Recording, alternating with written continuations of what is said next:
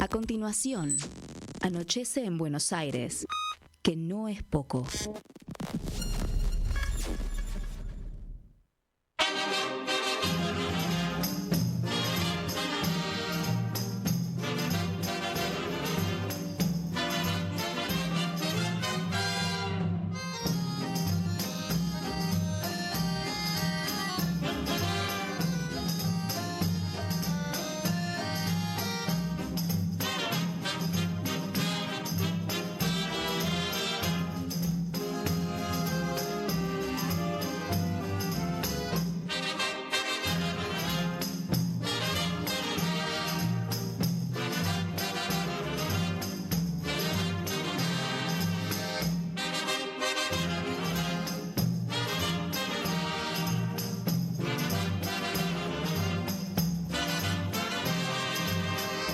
El domingo en la tribuna un gordo se resbaló. Si supieran la avalancha que por el gordo se armó, rodando por los tablones hasta el suelo fue a parar, mientras todos los muchachos se pusieron a gritar. Deben ser los gorilas, deben ser, que andarán por allí, deben ser los gorilas, deben ser, que andarán por aquí, deben ser los gorilas, deben ser, que andarán por allí, deben ser los gorilas, deben ser, que andarán por aquí. Qué frío que hace hoy. Son las 18, 4 minutos 39 segundos y estamos saliendo al aire en esta radio maravillosa que se llama Radio Con Aguante, en la edición número 416 de este programa que se llama Anochece en Buenos Aires, que no es poco. ¿Y qué se escucha? Se escucha allende las fronteras de la ciudad autónoma de Buenos Aires. ¿Qué digo más? Allende las fronteras del país, ¿eh? Se escucha en Europa, se escucha en el África, se escucha en toda Latinoamérica. Así que, bueno, espero que estén bien abrigados, que estén bien protegidos contra esta ola de frío polar que nos viene castigando desde hace unos cuantos días, en un país donde cuando crece el consumo de gas, las empresas privatizadas que distribuyen el gas no dan abasto y no lo pueden privatizar y cortan el gas. Bueno, menos mal que está ordenada la macroeconomía, menos mal que tenemos presupuestos gemelos equilibrados, menos mal que estamos en contacto con el primer mundo, ¿no? Porque si fuera lo contrario, mamita querida, la que estaríamos pasando. Bueno, les cuento que hoy vamos a tocar un tema muy interesante, pero y vamos a hacer una comunicación, digamos, tripartita, entre dos continentes, entre Europa y Sudamérica. Desde Europa, concretamente en Francia, Rennes, vamos a estar en contacto con Ramiro March, que es arqueólogo argentino, que es científico del CONICET, un destacado profesional en su materia. Y desde el sur del mundo, un poquito más arriba que nosotros, va a estar desde Brasil otro Ramiro Cayano Blanco, que él es abogado y está radicado en Brasil hace unos cuantos años. Y hoy con Brasil en este día tan particular, es un día importante la presencia brasileña en la vida argentina, porque ha llegado Lula, el presidente de Brasil, a la reunión del Mercosur, que se está celebrando hasta el día jueves en la ciudad de Buenos Aires, y que va a producir el cambio de presidencia de forma tal que va a asumir la Lula de aquí en más por el pro tempore, por el término de 6 meses, ¿verdad? Lula, que además ha ido a visitarla a la presidenta Cristina Fernández de Kirchner en su prisión domiciliaria de la calle San José, 1111, y que, bueno, lo ha podido hacer gracias a que la justicia argentina le concedió el permiso de visita a la dirigente política más importante que tiene este país. Así que, bien, ¿y de qué vamos a estar hablando con los dos Ramiros? Porque este podría llamarse el programa de los dos Ramiros. Sobre un tema muy vigente, muy actual, que es el avance arrollador, parece ser, y no exento de violencia en algunas oportunidades, de la extrema derecha neoliberal a nivel planetario, ¿no?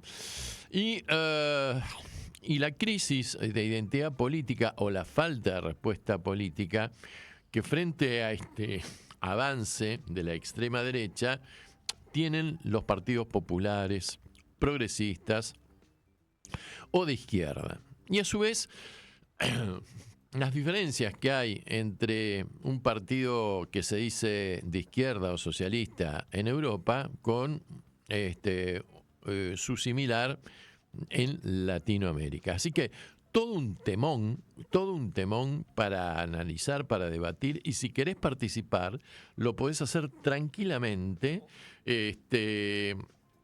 llamándonos al 11 26 99 95 74. Vuelvo a repetir, 11 26 99 95 74. Y si estás escuchando este programa vía YouTube, ¿sabés qué? Ponle un like, ponle el dedito así para arriba, que eso favorece al programa, nos empodera según las reglas de juego de esta aplicación. Así que, bueno, vamos a dar inicio entonces formal al programa, hecha las presentaciones pertinentes.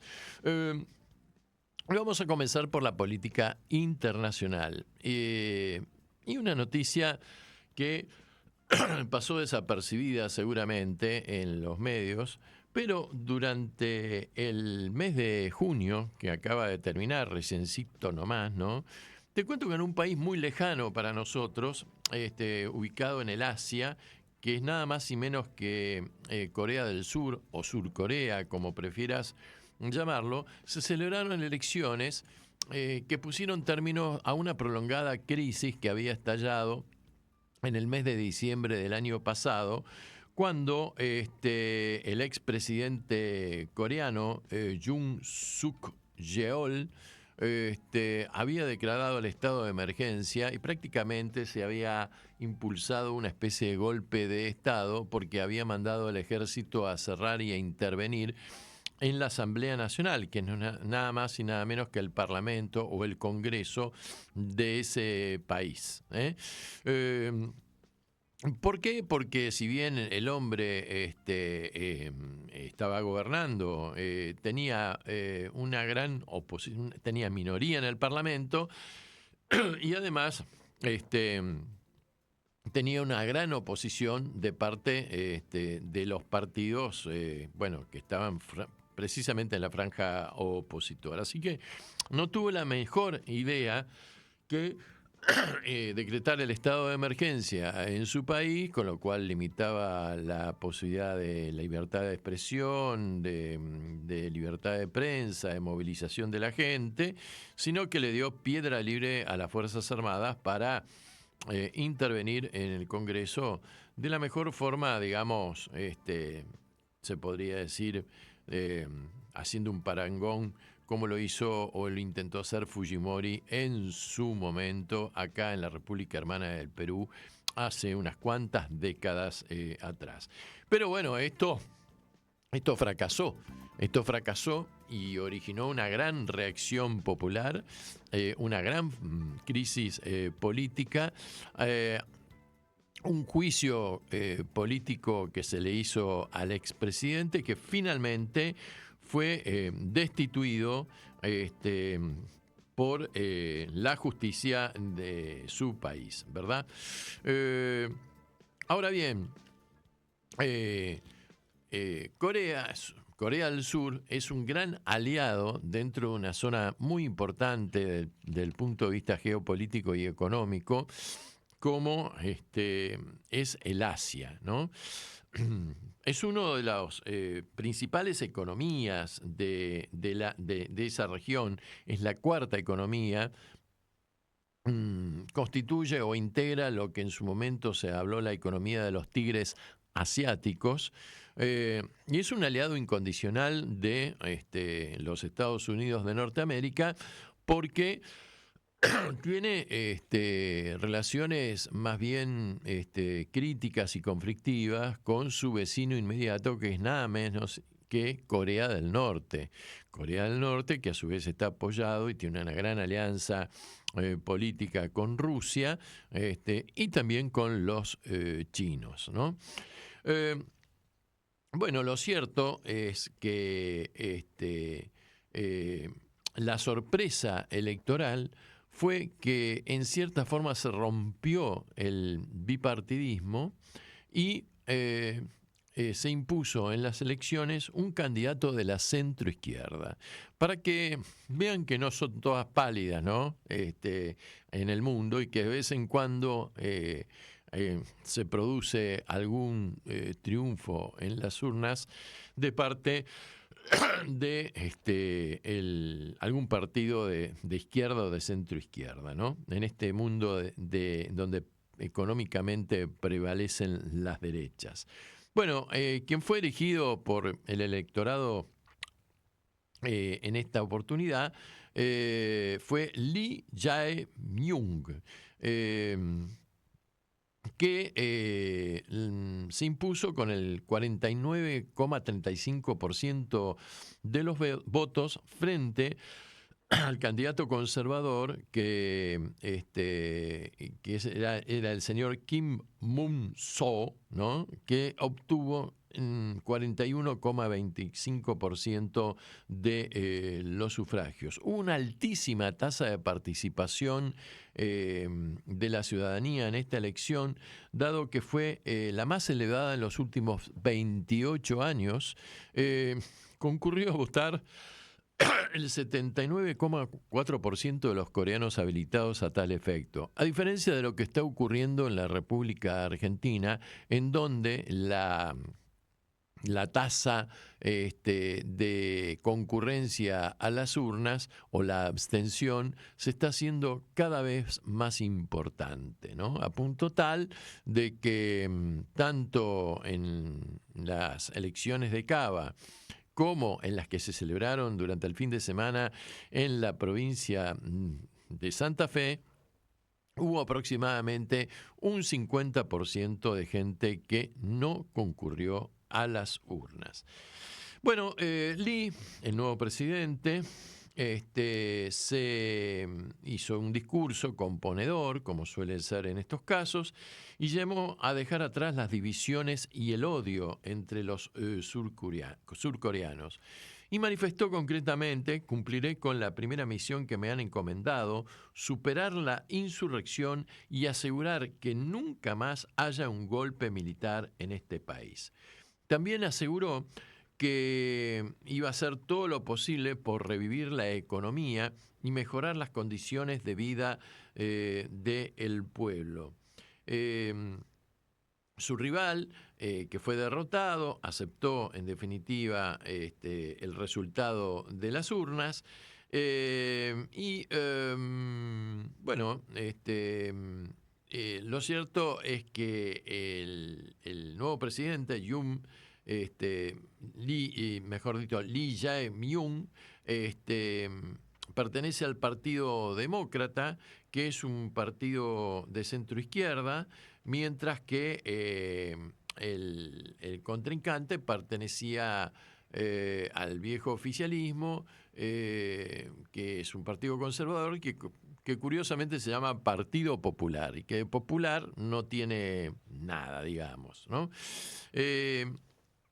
Bueno, son muchos los desafíos que va a tener por delante este hombre, porque entre los problemas que tiene que afrontar está, por ejemplo, el desorden que provocó Donald Trump con el tema de la imposición arbitraria del aumento de los aranceles, que afecta aún a los países aliados de Estados Unidos, como es el caso de Corea del Sur. Y por lo tanto, esto tiene una trascendencia crítica en lo que se llama el comercio internacional, que sostienen los distintos países. Y que, la verdad, golpeó fuertemente a la economía exportadora de Corea del Sur. También Corea del Sur tiene un grave problema en cuanto al crecimiento de su población. ¿Por qué? Porque tiene una de las tasas de natalidad más bajas del mundo. Los coreanos del sur han logrado tener un nivel de vida realmente superlativo, y la verdad que los matrimonios no quieren tener hijos, no se quieren complicar la vida. Entonces es un país que recibe mucha inmigración de otros lugares asiáticos como la India, como Pakistán,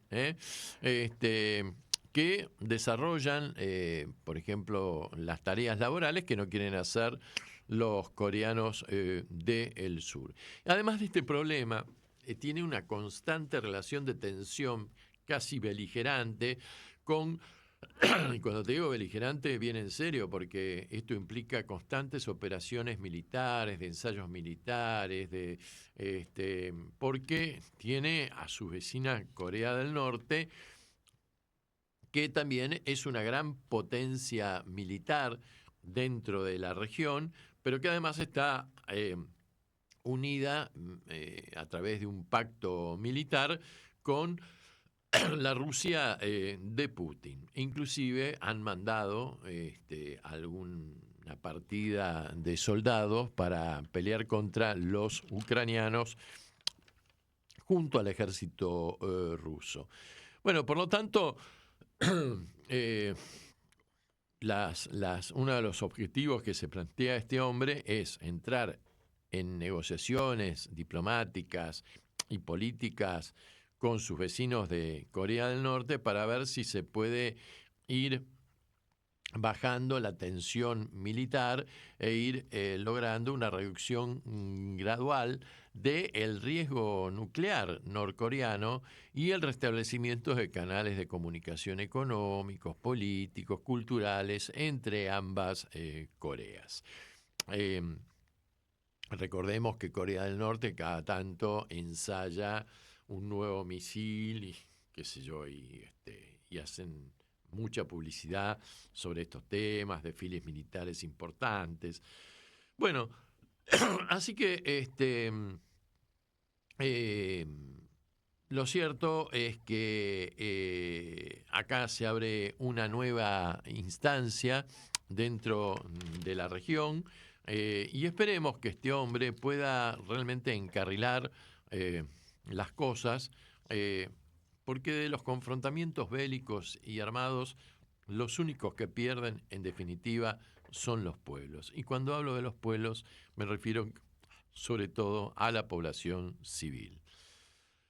Muy lejos de Corea del Sur, nos tomamos un avión y llegamos a Estados Unidos de Norteamérica, la primer potencia militar y económica hasta el momento del mundo, que está gobernada por un tipo muy particular, como es Donald Trump, que está muy empoderado, que tiene mayoría en ambas cámaras del Congreso, tanto senadores como la Cámara de Representantes o Diputados.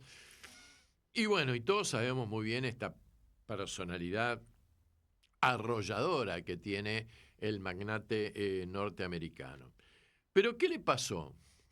Lo que pasó es que el Partido Demócrata, que viene gobernando históricamente la ciudad más importante de los Estados Unidos, que es Nueva York, no solamente es la ciudad más poblada de Estados Unidos, sino que también es la más importante desde el punto de vista cultural, por las universidades y el nivel de calidad educativa que tienen estas universidades, sino que además tiene la Bolsa de Nueva York. Es el centro financiero más importante que hay en Occidente, ¿ok?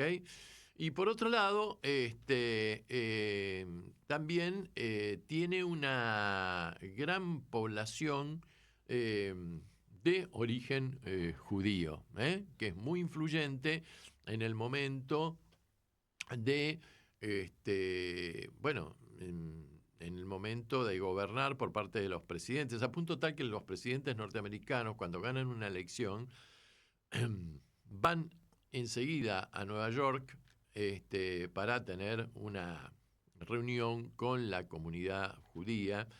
Pero ¿por qué fue novedad en Nueva York? Porque el Partido Demócrata celebró internas y un desconocido hasta hace pocos días atrás, el señor Zohran Mamdani, le ganó la interna a un histórico del Partido Demócrata, que es el señor Andrew Cuomo, que fue alcalde de Nueva York durante varios periodos. Y realmente esto fue un batacazo político. ¿Por qué? Porque Mamdani obtuvo el 44% de los votos frente a un 41%, a un 36% que pudo reunir Cuomo. Y en tercer lugar apareció un señor llamado Brad Lander, que logró reunir el 11% de las preferencias electorales, pero que inmediatamente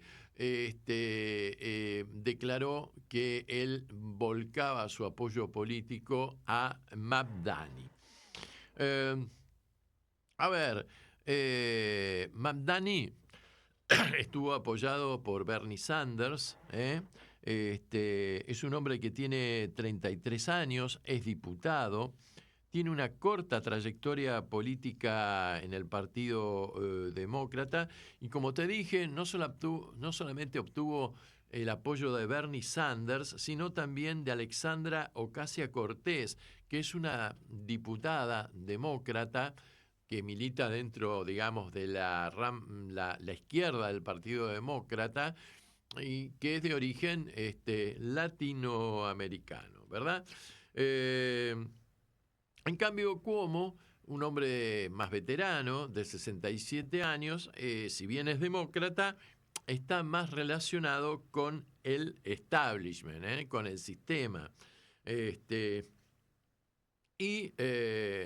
Venía con una dilatada, digamos, carrera política hasta que en el año 2021 tuvo que renunciar como alcalde de la ciudad de Nueva York como consecuencia de estar inmiscuido en un escándalo de acoso sexual. Lo cierto es que Cuomo contó con el apoyo de Bill Clinton, ¿no? Y también de un ex alcalde y magnate de Nueva York, que es el señor Michael Bloomberg. A ver, Bloomberg, ¿te suena?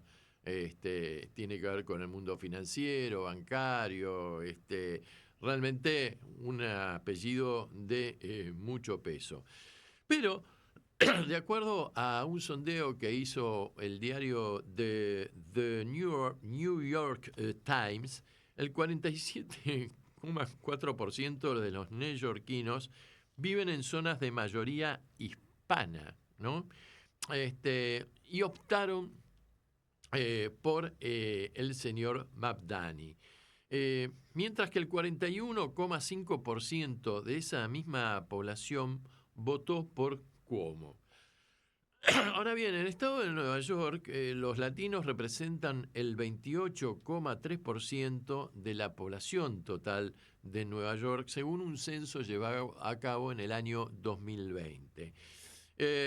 Y la población hispana es muy importante porque prevalece en los barrios populares. Por ejemplo, en el Bronx, el famoso Bronx, donde los latinos constituyen el 55% de la población. Y en el barrio de Queens, o en la localidad de Queens, donde los hispanos representan el 33% de la gente que vive en ese lugar.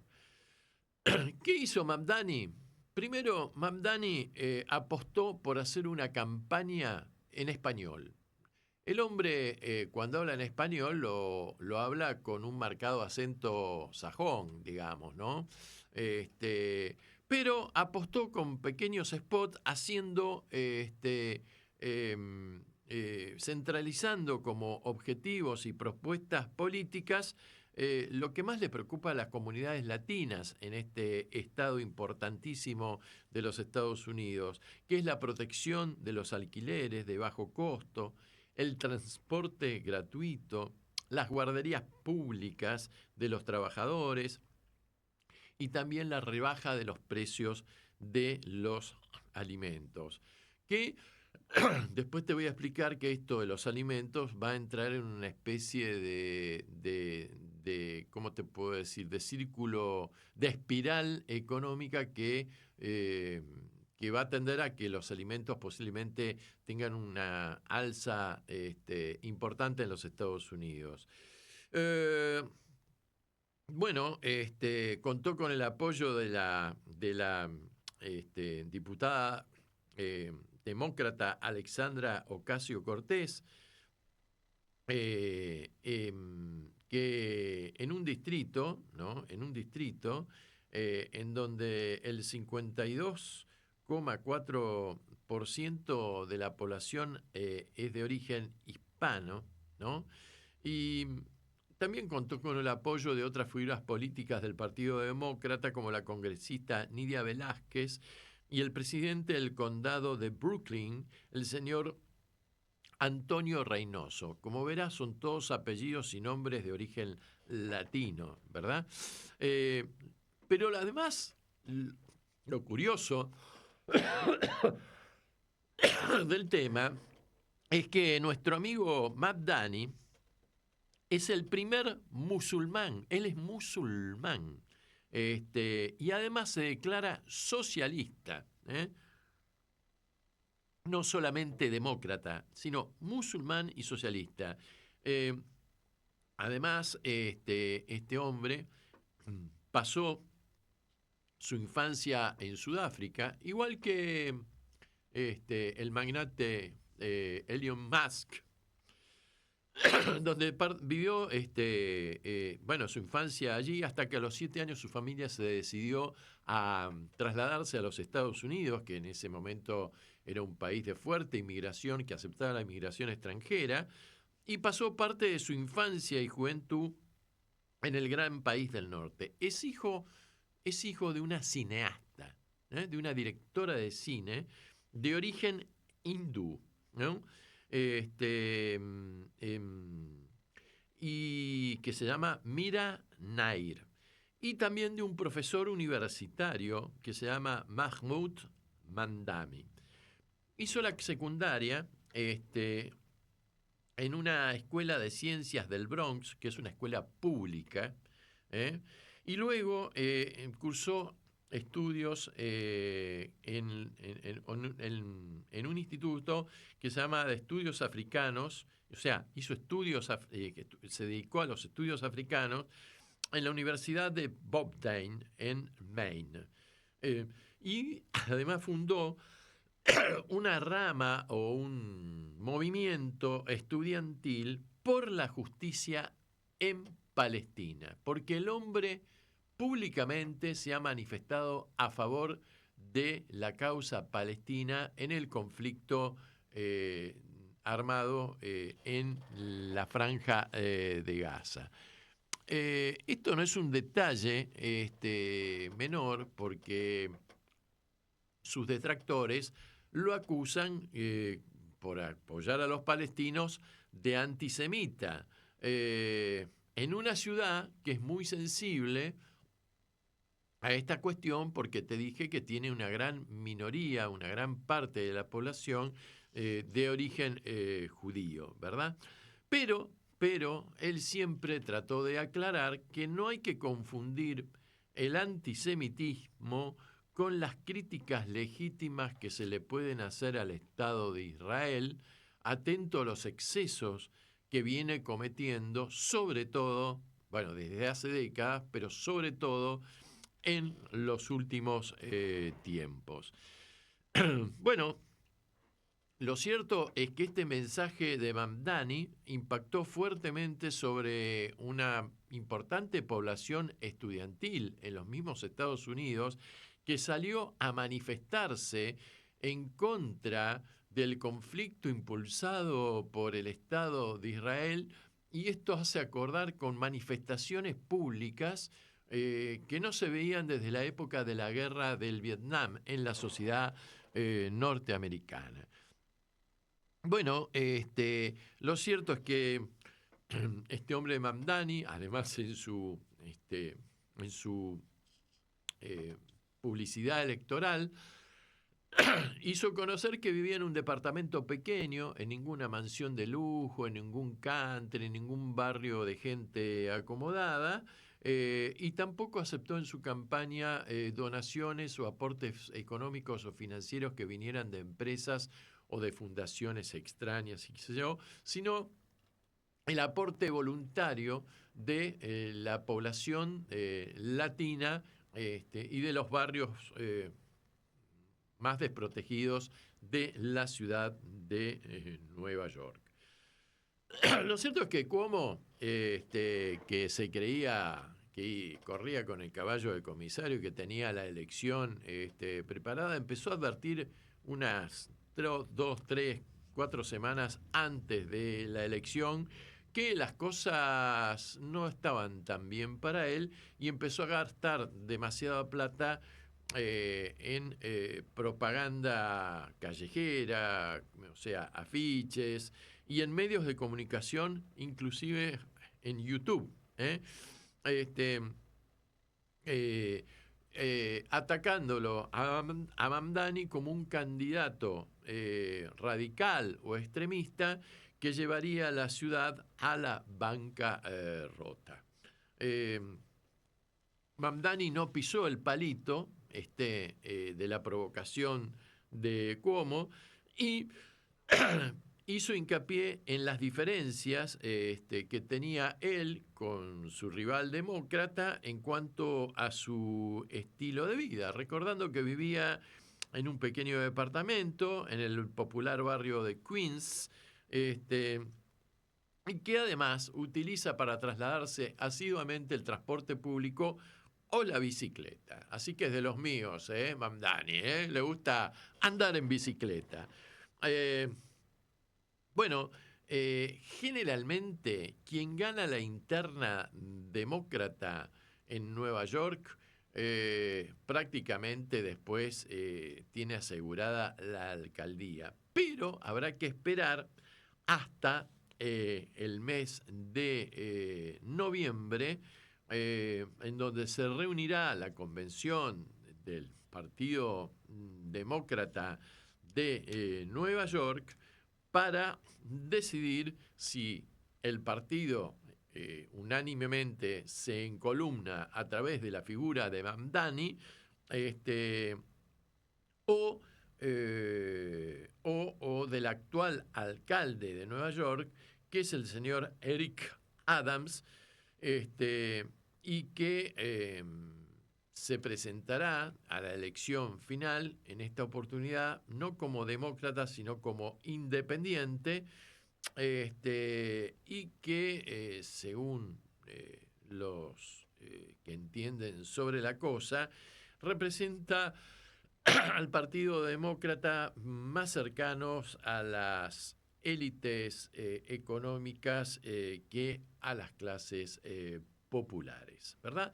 Ahora, ¿por qué se da este fenómeno político sorpresivo de el señor Mamdani? Bueno, esto es consecuencia de la política agresiva, violenta, que está llevando a cabo el señor Trump, que también lleva a cabo su batalla cultural como integrante de este movimiento internacional de la gente que se dice libertaria, ¿verdad?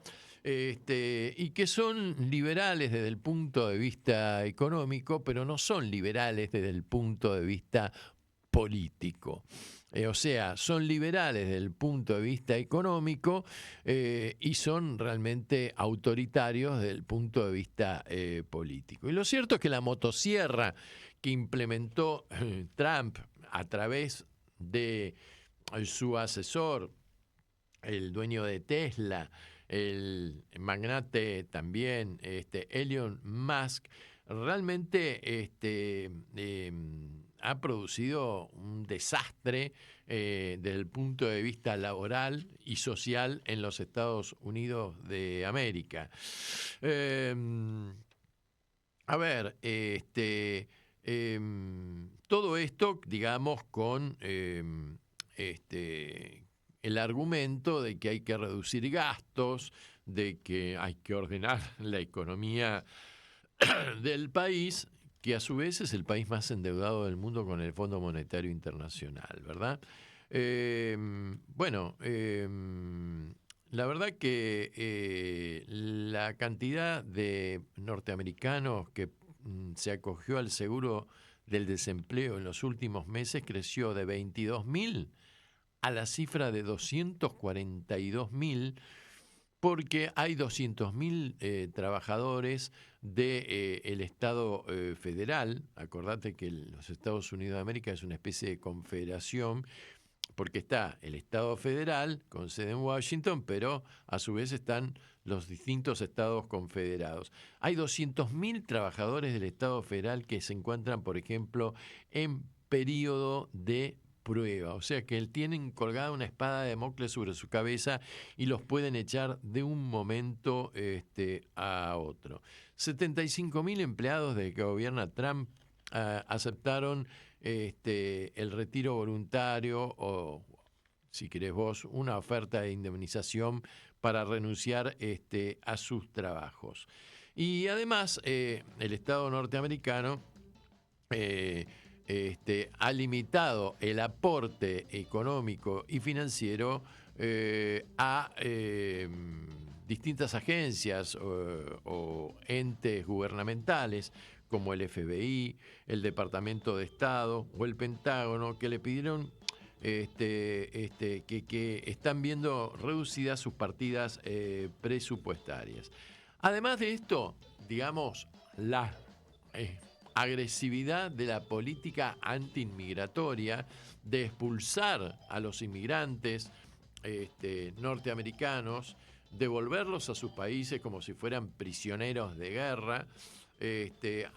Ayer o antes de ayer el presidente Trump se solazó de que prontamente se va a inaugurar un lugar de detención de inmigrantes, sí, que son como cárceles, si querés, ¿viste? Como jaulas donde los van a poner. Una de ellas está ahí en la zona de Alcatraz, en donde hoy se visita como un lugar histórico, pero que fue sede de una de las prisiones más terribles que hubo en el mundo, en donde, nota de color, ahí murió Al Capone, por ejemplo, ¿no? O estuvo detenido Al Capone, mejor dicho. Entonces, todo esto ha provocado, digamos, el exceso ha provocado una reacción, o está provocando una reacción dentro de la sociedad norteamericana, a punto tal que hasta hace 15, 20 días atrás, 800 ciudades de Estados Unidos estuvieron en pie de guerra con los inmigrantes que se enfrentaban a la Guardia Nacional, a la policía, inclusive en Los Ángeles llegó a intervenir un destacamento de Mariners que mandó Trump para sofocar y reprimir las manifestaciones. También la persecución que se está haciendo ideológica y cultural en las universidades, tanto a nivel del estudiantado como a nivel de los plantel de profesores, por haber apoyado la causa, por ejemplo, palestina. Bueno, todo esto está recrudeciendo a punto tal que te digo una cosa. quienes van a trabajar como laburantes agrícolas en Estados Unidos son los inmigrantes. ¿Y sabés que ya se está comenzando a afectar la producción agropecuaria norteamericana? Porque claro, los norteamericanos de pura cepa no quieren ir a laburar al campo, ¿eh? De la misma forma que en Argentina, los argentinos no les gusta mucho trabajar en la construcción y la construcción, las empresas de construcción argentinas suelen contratar en gran proporción a trabajadores paraguayos o bolivianos. En Estados Unidos sucede lo mismo con los trabajadores del campo.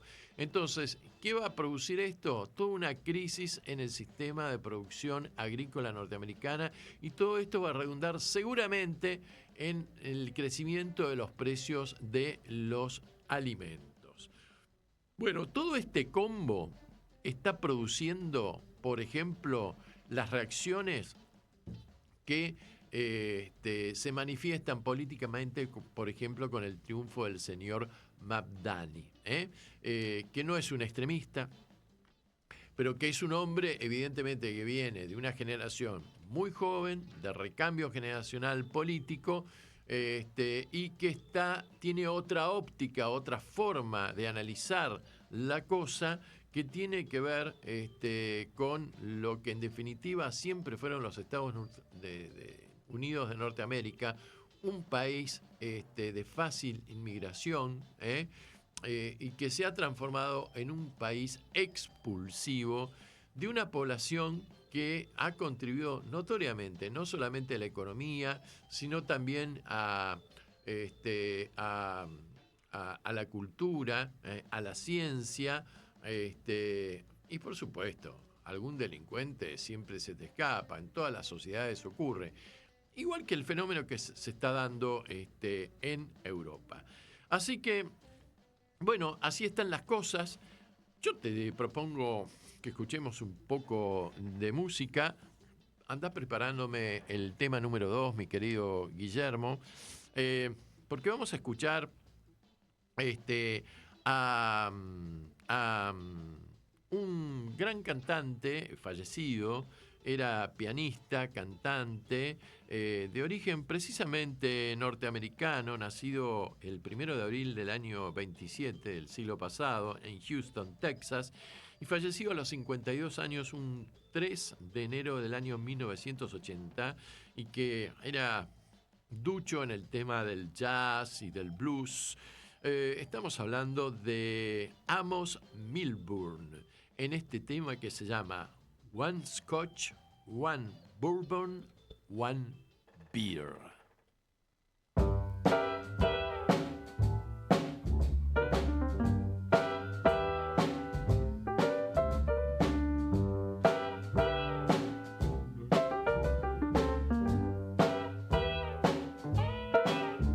One Scotch, one bourbon, one beer.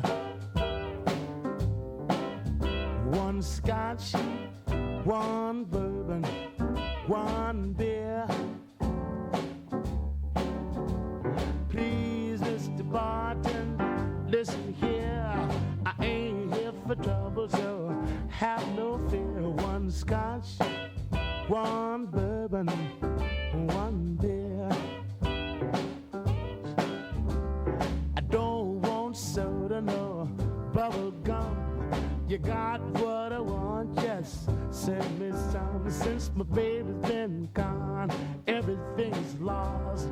I'm on this kick and I can't get off. One Scotch, one bourbon, one beer. One Scotch, one bourbon, one beer. Please, Mr. Bartender, listen here. I ain't here for trouble, so have no fear. One Scotch, one bourbon, one beer. My woman started me on the spree. I can't find her and she can't find me. She left this morning, said she wouldn't stay. She's been out all night and it's the break of day. One Scotch, one bourbon,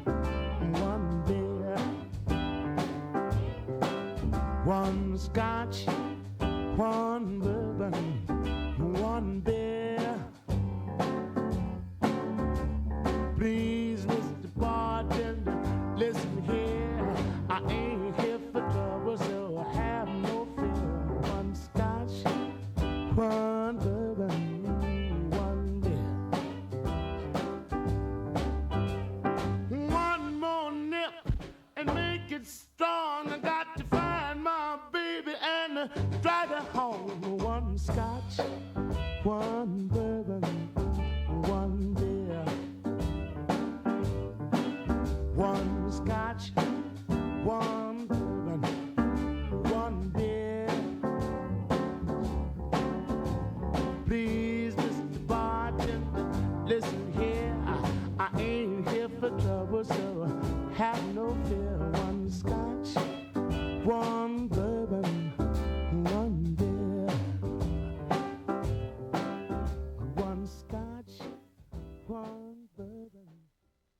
Anochece en Buenos Aires, que no es poco, para que la radio comunique y la memoria sea un ejercicio.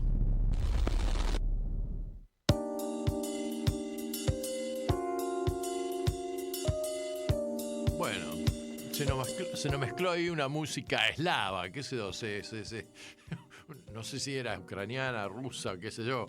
Bueno, Indio Paturuzú, sí señor, Indio Paturuzú. Un tema que vamos a pasar prontamente de un gran autor latinoamericano, Leo Machlia, oriental de pura cepa.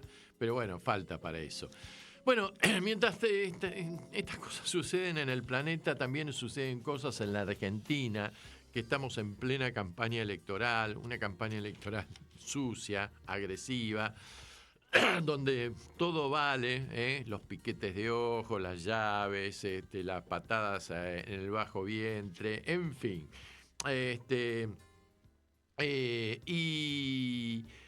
A pesar de que el gobierno hizo bombo con el tema de haber bajado la inflación al 1,5%, hay algo que no está cerrando, porque hay mucha tensión, inclusive dentro de las filas del oficialismo, inclusive presiones sobre rumores y opiniones de economistas que no solamente son de izquierda, centroizquierda o peronistas, sino de pura cepa liberal, como el ex ministro de Economía Domingo Felipe Cavallo, por ejemplo, como el señor Melconian, como el señor de Pablo Pardo, por ejemplo, de Pablo, que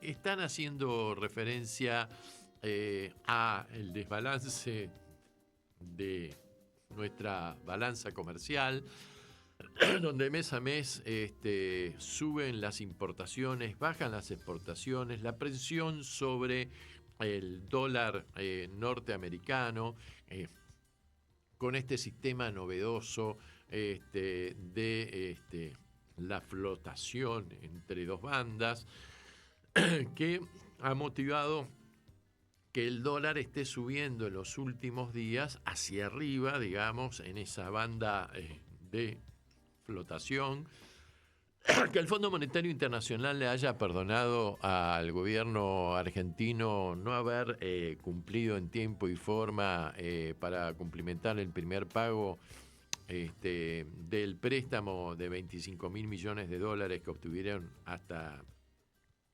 el mes de octubre, y que todo esto hace, digamos,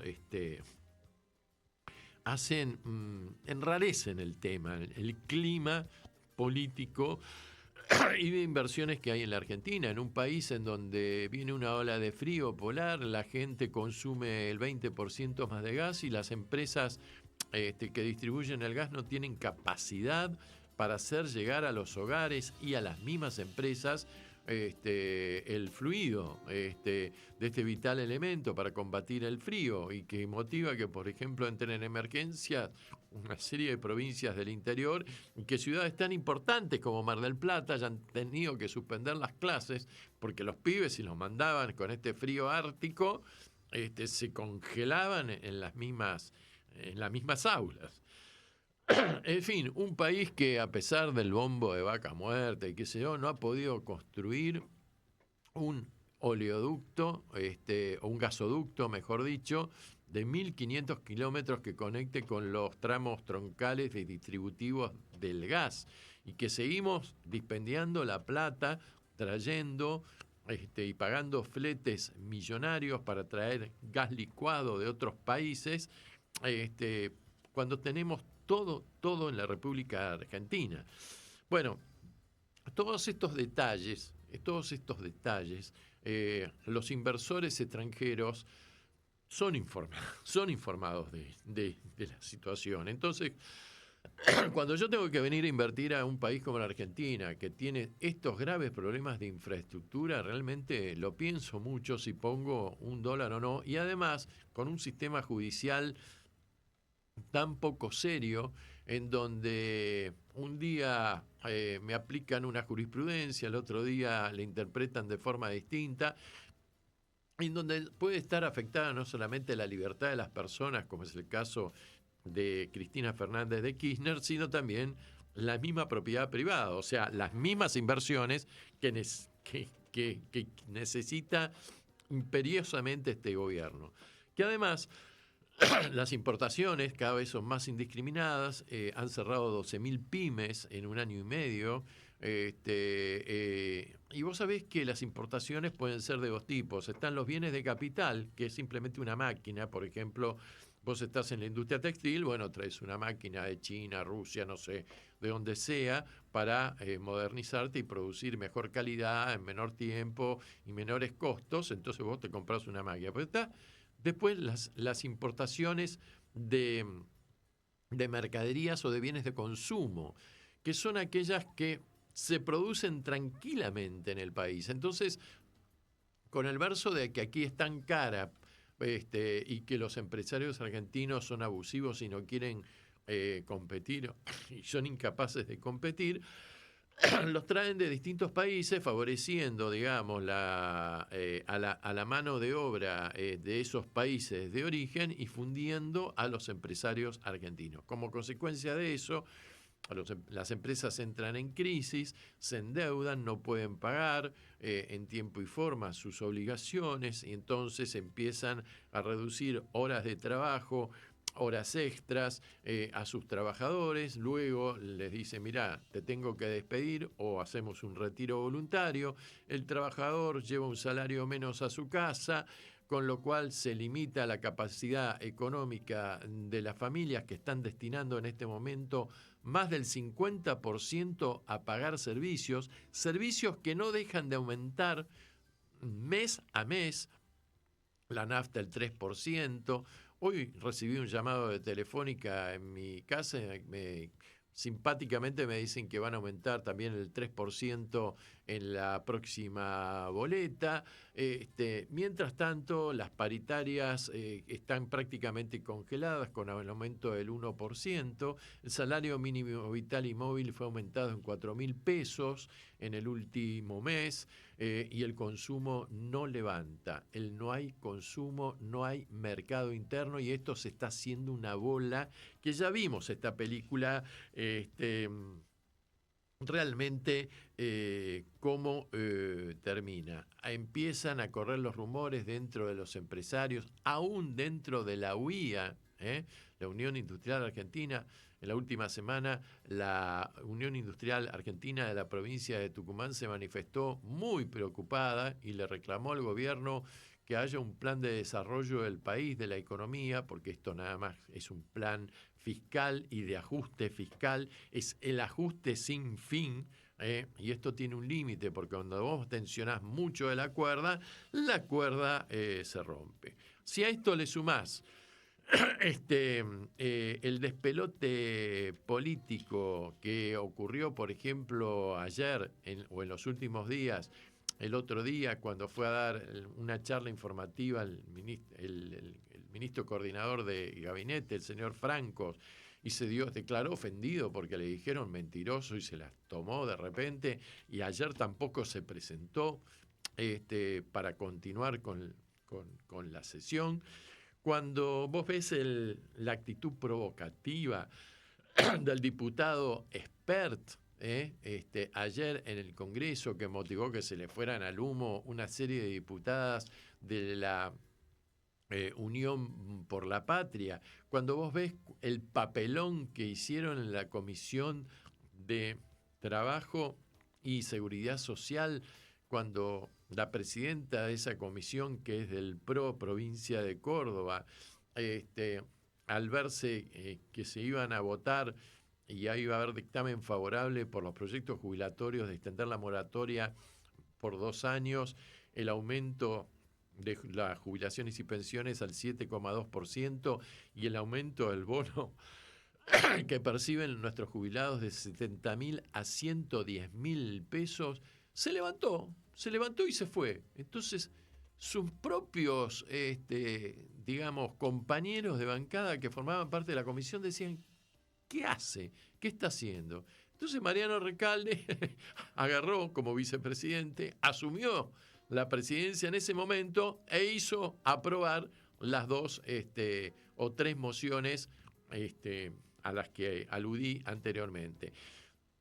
Se le acerca a esta señora un colaborador, ahí le dice, señora, usted le está dando servido el banquete al populismo, ¿no?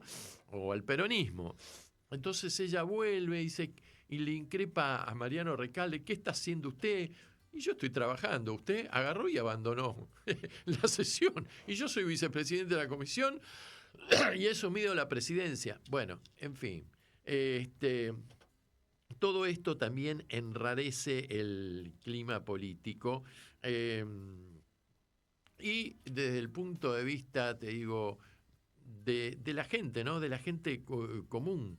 Te cuento, el fin de semana largo, un amigo mío se fue al Uruguay, bueno, estuvo una semana en Uruguay, qué sé yo, cruzó con su coche por Paysandú, bueno, pum, cuando regresa por Zárate Brazo Largo y dice, che, este país es una villa miseria, porque vos ves las rutas uruguayas asfaltadas, sin pozos, impecables. Llegué al puente Zárate Brazo Largo lleno de baches, emparches, agujeros. Un desastre las rutas argentinas que no tienen mantenimiento desde hace 1 año y medio. Claro, así es fácil tener superávit fiscal porque vos no gastás un mango, pero mientras se va degradando todo y se va destruyendo todo como en una casa. Si una casa no la mantenés, empiezan las goteras, se caen los techos, el piso tiene agujeros, etcétera, etcétera. Bueno, y desde el punto de vista jurídico, ayer la justicia parece que le rechazó la denuncia a Fabiola Yáñez en contra del expresidente Alberto Fernández y la Sala F de la Cámara de Casación Penal se reúne el próximo 7 de julio, dentro de 4 días, para establecer cuál va a ser en definitiva el régimen de visitas de Cristina en su departamento de la calle San José al 1100. Por supuesto que le otorgaron el permiso al compañero presidente brasileño Lula, Ignacio Lula da Silva, que hoy la visitó a Cristina y que, bueno, se sacaron fotos, después en las redes él hizo algunos comunicados y qué sé yo. Así que, bueno, la justicia ha sido ecuánime en este sentido. Y mientras tanto, te propongo que vayamos a un cortecito y escuchamos este tema de gelatina que tiene que ver con el tema que estamos tratando y que seguramente lo escuchaste por ahí. No se puede salir al balcón. Jingle. Te debo la intro, Sofi, todavía. Miren a que tiene el balcón. Ah, mío. A ver. Está generando violencia. No se puede salir al balcón no se puede salir al balcón. Lo dicen los muchachos de la nación. No se puede salir al balcón. No se puede asomar al balcón. Cristina ya no puede bailar en el balcón. Edu Feynman dejó claro en televisión, sácamelo, que él no quiere mostrar el balcón. No se puede salir al balcón. Un fisura no puede vivir en el balcón. Lo dijo el fallo, eso es provocación. No se puede salir al balcón. No se puede salir al balcón. No se puede salir al balcón. Luis Majul perdió la razón. Quiero diagnosticar, ¿no? Pero cuando ella salió al balcón, hace mucho no estás en un buen culebrón. Le dijo Nacho Ortelli a Echarri en La Nación. Queda mal, no importa la razón. No se puede salir al balcón. No se puede salir al balcón. No se puede salir al balcón. Luis Majul perdió la razón.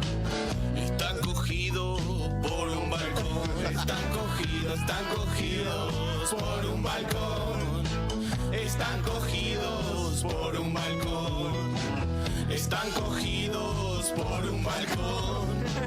Están cogidos por un balcón. Están cogidos por un balcón. Champion y champion. Están cogidos por un balcón. Están cogidos por un balcón. Están cogidos por un balcón. Buenísimo. Yo lo quise censurar, le quise poner el filtro, dijeron no, Free Marcos, y así estábamos. Comienzo de espacio publicitario. De chico supe que no era hijo biológico de quienes me criaron. Durante años no hice nada con eso. Ya de grande, Vanina, mi compañera, me dijo que podía ser hijo de desaparecidos. Pero algo me frenaba. La culpa, el miedo. Luego nacieron mis hijas y pensé que no podía dejarles algo como esto sin resolver. Y me animé a dar el paso. Anímate a dar el paso. Si naciste entre 1975 y 1980 y dudas de tu identidad o sabes de alguien que puede ser hija o hijo de desaparecidos, comunícate con Abuelas de Plaza de Mayo o con sus redes en las provincias. Totalmente distintos, pero encajando perfectamente. Un espacio donde estamos todes. Piezas de realidad.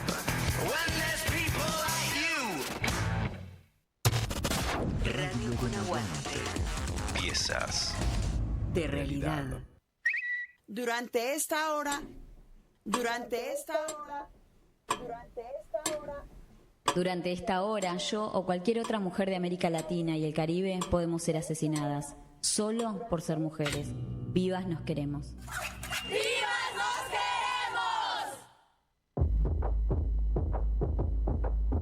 queremos! Esto es lo que pasa en Radio con Aguante.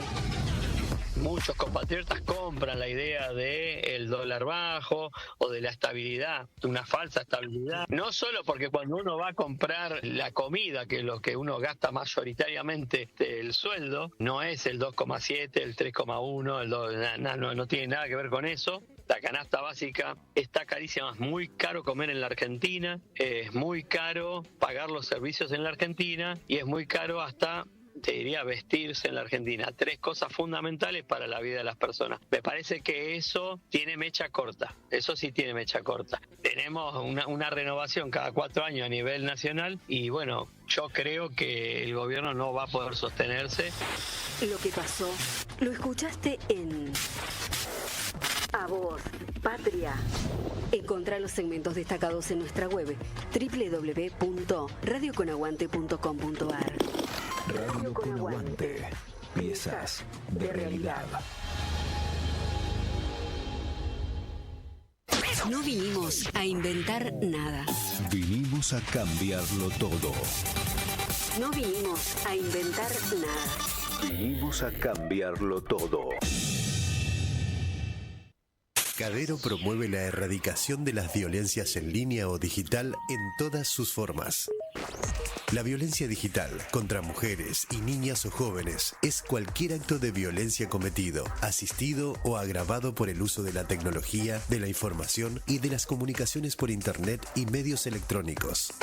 La violencia en línea puede incluir ciberacoso. Consiste en el envío de mensajes intimidatorios o amenazantes. Sexting, en el envío de mensajes o fotos de contenido explícito sin contar con la autorización de la persona destinataria. O el doxing, la publicación de información privada o identificativa sobre la víctima. Digamos no a cualquier forma de violencia. Comunícate al 144 durante las 24 horas, los 365 días del año. Es anónima, gratuita y nacional. Este es un mensaje de Cadero, Cámara Argentina de Radios Online. Una panacea radial. Entre tanta lengua suelta. Transmisión de señales En el universo online. Aguante. Totalmente distintos, pero encajando perfectamente. Aguante. Aguante. Sumate a la programación de Radio con Aguante. Distintas piezas de realidad conforman este proyecto colectivo de comunicación. Vos también podés ser parte. Entrá en www.radioconaguante.com.ar para recibir más información. Tu proyecto necesita aire. Fin de espacio publicitario.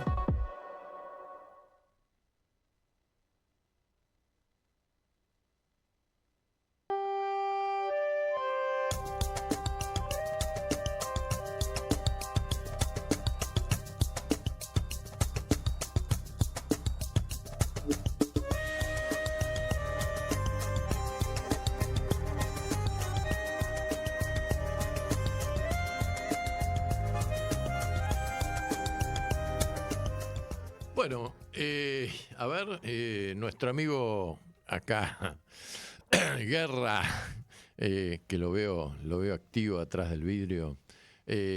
¿Cómo andamos con la comunicación, mi amigo? ¿Ah, sí?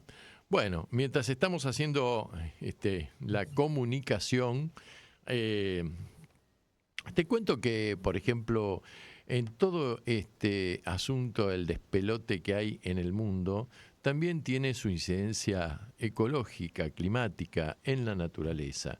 Por ejemplo, en cuanto a las olas de calor que han afectado a los mares, registrados en los veranos del año 2023 y 2024, se produjo un aumento de las mismas y fueron 3,5 veces superiores al último periodo registrado. Y en este sentido también tienen consecuencias, digamos, críticas, devastadoras para las comunidades costeras en todo el mundo, informa la revista Nature Climate Change, ¿no? Por ejemplo, en los últimos 2 años, el cambio climático provocado por el Niño ha provocado que el 10% del océano alcanzara temperaturas récord con impactos significativos para los arrecifes de coral, la pesca y las comunidades costeras. Por ejemplo, en Nueva Zelanda, el año pasado hubo un ciclón, el Gabriele, que mató a 11 personas y causó daños por más de $8.000 millones. Estas temperaturas también afectaron a la costa del Perú. Perú es un país en donde la industria pesquera es muy importante y provocaron, por ejemplo, en la pesca de la anchoa, pérdidas por $1.400 millones. En fin, por ejemplo, la caída en exceso de lluvias en Libia durante la famosa tormenta de Daniel provocaron el colapso de la represa de Derna en ese país y con ella una mortífera inundación que dejó 6.000 muertos, nada más y nada menos. Lo cierto es que en los últimos 2 años las olas de calor marinas forzaron a cerrar pesquerías, negocios de acuicultura, aumentaron, por ejemplo, las ballenas que se pierden, los varamientos de ballenas y delfines, y por ejemplo en las Islas Canarias aparecieron especies de aguas que son mucho más cálidas, y en el Mediterráneo están en crisis muchas especies marinas, como por ejemplo las denominadas nacras. En fin, esta es una consecuencia de todas estas bombas y toda esta actividad humana nociva que termina afectando a la propia economía global y al sistema capitalista en el mundo, ¿verdad? Un tema para ponerse a pensar seriamente. Bueno, ahí lo veo en pantalla, a mi amigo Ramiro Cayano Blanco, que está en el Brasil. Mirá, está de onda Brasil hoy, Ramiro, en la Argentina, porque lo tenemos a Lula, acá en Buenos Aires, que va a asumir la presidencia del Mercosur, que la fue a ver a Cristina, y nosotros dos estamos conectados. Así que, chapó, ¿cómo estás, Ramiro? ¿Qué tal? ¿Cómo te va, Martín? ¿Cómo estás? Bien, muy bien, con mucho frío acá, che. Bueno, acá también hace un poco de frío, ¿no? El frío que hace en Argentina, pero bueno, acá a 10 grados es frío, ¿no? Pero ustedes tienen gas, por ejemplo. En cambio, nosotros acá, la gente consumió 20% y se cortó el gas en todo el país, ¿viste? Ay, ay, ay. Así es la Argentina libertaria del mercado, ¿viste? No, el mercado no tiene fallos, lo dijo el señor presidente Milei, el mercado no tiene fallos, no seas injusto, Martín. Así es la cosa. Bueno, y lo tenemos al otro Ramiro también ahí en pantalla, desde Francia. A ver, Ramiro March, hágase presente, mi amigazo. Hola. Hola. ¿Cómo estás, Ramiro? Bueno, acá tenemos una conexión que es así. Cuando hablamos de a dos, desaparece uno. Cuando habla el otro, desaparece. Alguno de los tres desaparecemos de pantalla, pero se sigue escuchando nuestra voz, ¿correcto? Así que, bueno, ¿cómo están las cosas en Francia?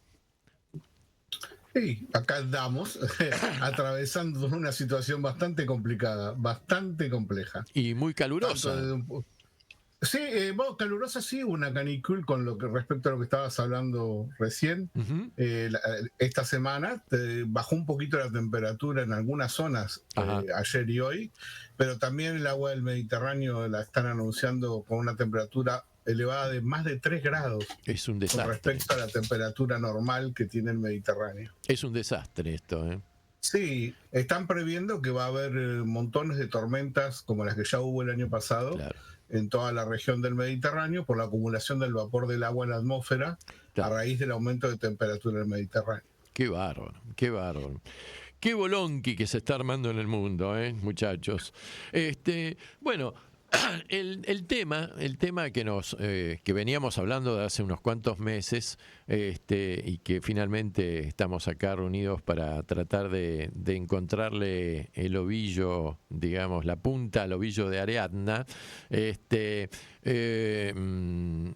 este fenómeno del arrollador avance de la ultraderecha en el mundo, con algunas excepciones, tal vez, y tratar de analizar y ver cómo ven ustedes por qué se produce este fenómeno y cuál es la respuesta desde el punto de vista ideológico y político también, desde el punto de vista de los partidos populares, progresistas o de izquierda,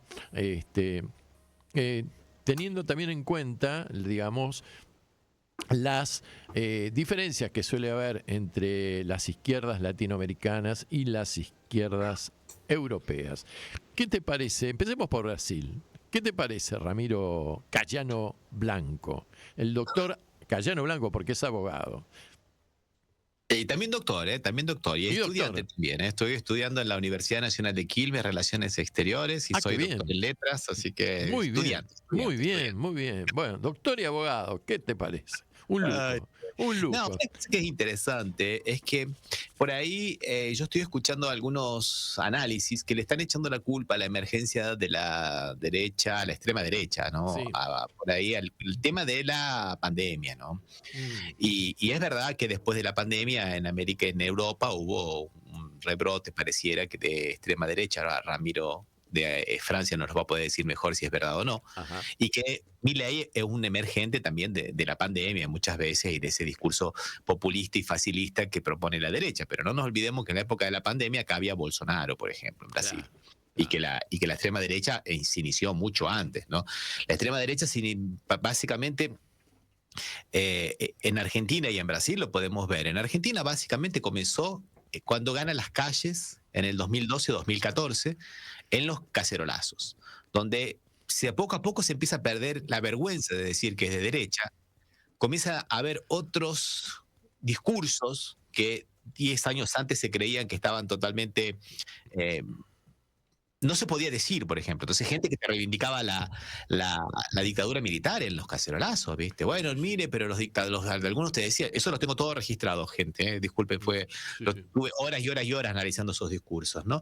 Bueno, la dictadura no fue tan mala para todos, para algunos fue muy buena, te decían así tímidamente. Bueno, 2 años después, cuando comienzan los fenómenos muy parecidos acá en Brasil, en el 2014, 2015 y 2016, que terminan con la destitución de Dilma Rousseff, veíamos exactamente los mismos discursos de la Argentina de los cacerolazos, ahora llamados panelazos, porque panel en portugués es cacerola, Sí.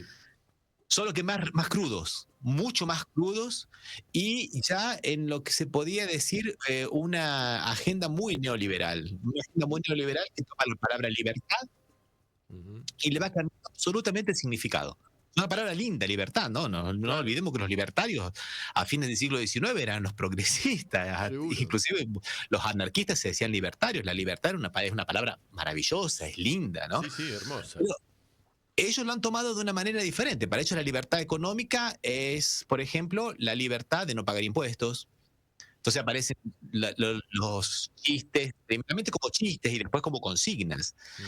Por eso digo que lo que antes se decía que no, como pagar impuestos, como evadir impuestos, que es un delito, inclusive se pone siempre el ejemplo de Al Capone, que fue preso por evadir impuestos. Sí.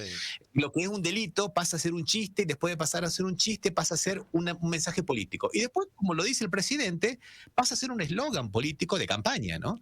Haga patria, evade impuestos, decía... se decía en los chistes en los años 90, después se van haciendo. La libertad de negociar libremente el salario para ellos, el pacta sunt servanda, los pactos deben cumplirse, entonces los trabajadores están en igualdad de condiciones con los patrones, entonces no hay que estar en contra de la libertad de los patrones y de los empleados, supuestamente, de negociar el salario. Cuando después vemos que en la práctica no lo hacen, porque una de las cuestiones básicas de esta derecha es que no asumen su propia práctica. Es la libertad de despedir a los empleados sin problemas, como hubo las reformas laborales de Temer, de Bolsonaro y ahora de Milei en Argentina.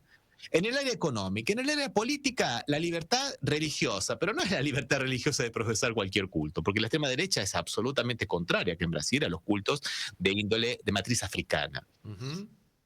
Para ellos la libertad religiosa es, con mis hijos no al adoctrinamiento religioso. Yo como padre de familia, el pater familia, porque cuidado, no es el marido de la mujer, es el pater familia, volver a restaurar el patriarcado en su más extrema forma, ¿no? Yo soy el que le voy a decir a mis hijos lo que es bueno y lo que es malo. Por eso se oponen tanto a la educación sexual y a lo que es todo lo que sea materia de pensamiento, va todo en ese sistema de no al adoctrinamiento ideológico. Inclusive es una cosa muy interesante, yo no sé si en Francia ocurrirá lo mismo, Ramiro, que hay una disminución en todas las escuelas secundarias a través de cuando los gobiernos llegan de derecha, llegan al poder, de materias de pensamiento, como filosofía, como artes, como música, como sociología. Esas materias donde hay libre creación o libre discusión, no, porque eso va en contra de la religión del pater, la libertad del pater de imponerle a sus hijos lo que él cree. En materia dos cositas más. En materia de opinión, la libertad para ellos es la libertad de decir lo que se les cante la gana.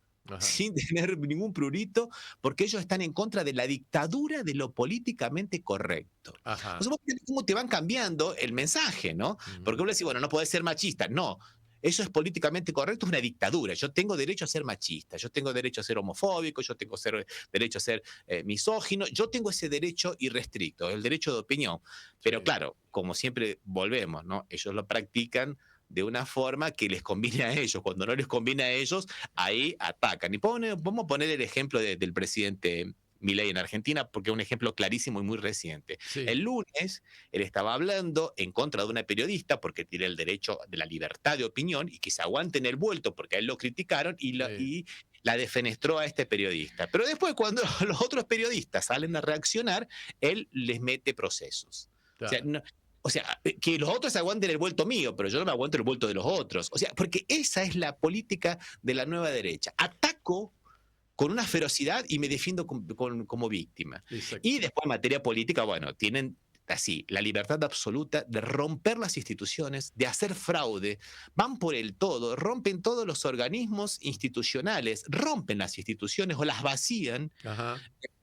Y después siempre con el tema de que esas instituciones, esas que son cosas del Estado, es la casta. Es la casta o son los vagos que viven con la nuestra. Entonces, para ellos el Estado es o sea, los gobiernos populares que agrandan el Estado para darle una mejor satisfacción a la población, esos son organizaciones criminales que se apoderan del Estado para robarle a un sector de la sociedad y mantenerse ellos en un sistema de salarios y de prebendas y para perpetuarse en el poder de esa manera. Entonces todo lo ven en esa clave y lo ven en clave siempre amigo-enemigo. Por eso que decía, van por el todo. Ellos se entienden muy bien y no hay esa cuestión, bueno, ya está, le pega un perro herido, no se le pega. No, ellos sí, ellos van y te rematan.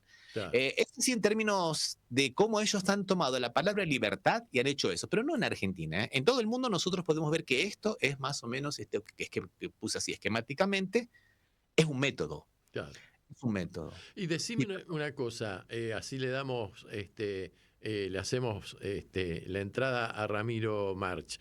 Ramiro March, arqueólogo argentino, destacadísimo profesional internacional y que, bueno, y muy reconocido en Francia, para los oyentes. Ramiro, ¿hay algo de eso, lo que decía Ramiro, tu tocayo, desde el punto de vista, por ejemplo, educativo en Francia? Porque Francia es un país en donde el Estado y la cosa pública está muy metida en la cultura francesa. ¿Eso está cambiando? ¿Hay resistencias? ¿Qué es lo que pasa, Ramiro?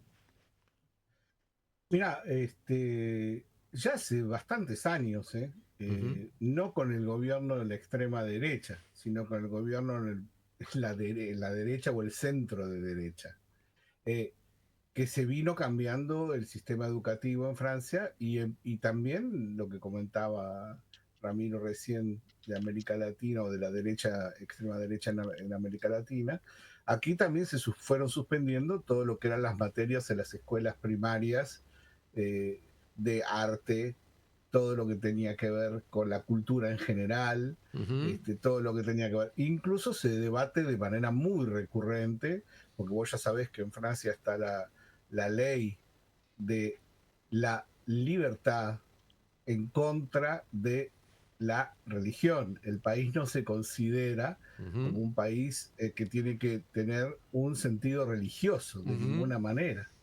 Entonces, siempre se trabaja para mantener esa discusión abierta, pero no hablar de las religiones en los colegios. Claro. Tratando de que la discusión más fuerte ha sido la de respetar o no el comportamiento religioso de la gente que va a los colegios, de los niños, de los adolescentes, incluso de los universitarios, como por ejemplo el hecho de portar o no un velo para los musulmanes, etcétera, etcétera, de la misma manera que está prohibido portar elementos de otras religiones cuando vas a la escuela. Eso hace años que se está desarrollando. Pero no se desarrolla de la misma manera. Acá eso se hace argumentando la independencia del Estado de la religión. es otro punto, otro. Después lo que pasó culturalmente es otra cosa. Lo que se empezó a restablecer es algo que había estado creado en todo el mundo para defender las tradiciones culturales de los diferentes pueblos, por todos los trabajos que se hicieron para defender las historias de cada país, de cada estado, de cada etnia, de cada cultura en el planeta, y decir que la globalización no podía hacer desaparecer esas culturas en diferentes lugares del mundo. Sí. Pero ¿qué pasa? Eso se dio vuelta y ahora, ¿qué dicen? Que lo que hay que defender es la cultura tradicional occidental, de la misma manera que se defendía las culturas de esos países. Entonces, ahí entran en juego también todos los movimientos de extrema derecha también, los movimientos religiosos de defensa de los pensamientos religiosos de diferentes religiones, pero esencialmente la católica y esencialmente también todo lo que tiene que ver con las otras religiones occidentales, porque no es lo mismo en Francia defender una religión occidental que defender una religión de otros continentes, de otros países, de otras comunidades, y eso genera muchos conflictos. Pero el tema es ese, restablecer la cultura occidental. Restablecer la cultura occidental, la historia cultural de Occidente y defender sus tradiciones ideológicas, políticas, etcétera, etcétera, con respecto a los otros. Y eso también fue apropiado de manera muy fuerte, ahí sí, por la extrema derecha. Porque ellos defienden esos criterios, incluso utilizan esa argumentación, que no era una argumentación de derecha al origen, era una argumentación progresista. Y de la misma manera se ataca la globalización. Se han leído muchísimos argumentos del movimiento de Marine Le Pen contra la globalización, diciendo que eso afectaba la producción nacional, la producción del Estado francés, etcétera, etcétera, y que también perturbaba la identidad de los países europeos y esencialmente de Francia. Y después tenés esa famosa discusión también, ¿queremos Europa o no queremos Europa? Acordate. Claro. Está la discusión del nacionalismo extremo que no quiere Europa, quiere tener su propia homogeneidad, identidad y de capacidad de decisión separado de Europa. Hubo varios movimientos de esa naturaleza. Y eso también fue un pasaje. En un momento la izquierda se oponía a Europa, ¿por qué? Por la desaparición del Estado, la instalación del neoliberalismo, todo lo que generaba la destrucción de las organizaciones sociales en los países europeos. Y después pasamos al otro campo, es decir, ahora la idea es estar en contra de Europa, pero por otras razones, no por esas. Claro. Y atención a ese punto. Acá no se habla mucho de qué es la política económica más allá de la defensa de la producción nacional que se va a aplicar cuando gobierne la extrema derecha. Los que argumentan más fuertemente con respecto al mercado, el neoliberalismo y todo lo demás son los partidos de centro derecha que la extrema derecha. Porque la extrema derecha dice la globalización provocada por el mercado ha provocado etcétera, la etcétera, crisis. etcétera. Claro. Sí. Claro. Y también se apoyan en los grupos sociales que se ven afectados por toda la situación global, atrayéndolos para defenderlos. Claro. Como por ejemplo pasa muy frecuentemente con la producción agrícola, ¿no?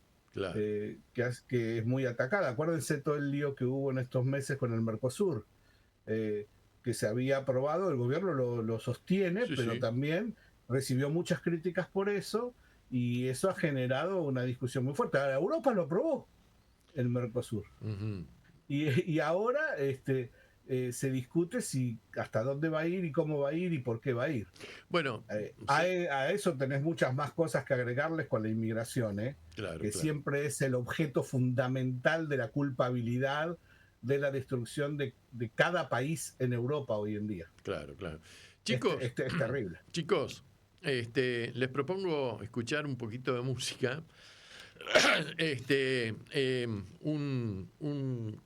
un grupo que ya no existe más, pero que fue brillante en su momento, que se llama Anacruza, ustedes lo habrán escuchado seguramente. Y el tema hace referencia a un río, ya que estamos hablando de naturaleza, y quilombo ecológico y todo eso, recalentamiento global. Es un río que atraviesa Madrid, que está atravesando por una ola de calor impresionante en este momento. Y ese río se llama Río Manzanares. Es el tema número 3, mi querido Guillermo Guerra, y suena así. Y nos volvemos a encontrar, ¿les parece? Bueno, Río Manzanares por Anacruza, allá vamos.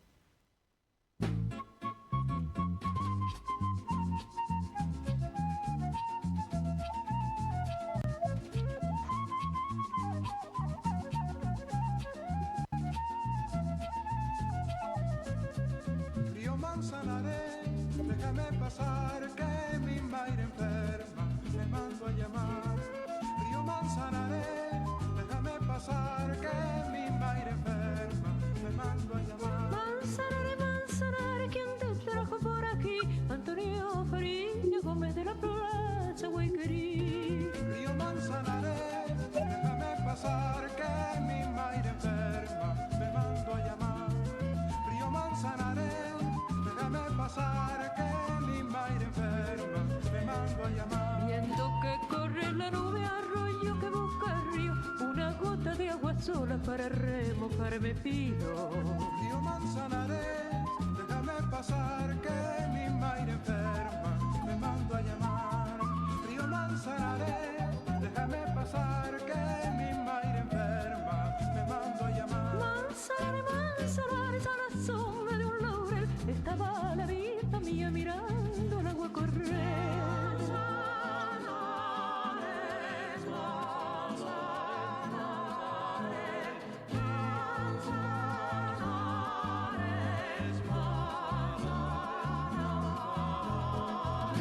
Manzanares, con tus corrientes tan bellas, me acostaba en tus orillas, me pongo a contar estrellas. Río Manzanares, déjame pasar que mi madre enferma me mando a llamar. Río Manzanares, déjame pasar que mi madre enferma me mando a llamar. En el ardor de la siesta con las sombras de la tarde, viene la noche y la paz a orillas del Manzanares. Río Manzanares, déjame pasar que mi madre enferma me mando a llamar. Río Manzanares, déjame pasar que mi madre enferma me mando a llamar. Manzanares, Manzanares, con tu corriente de plata, recostado en tus orillas me cantan las zaragotas.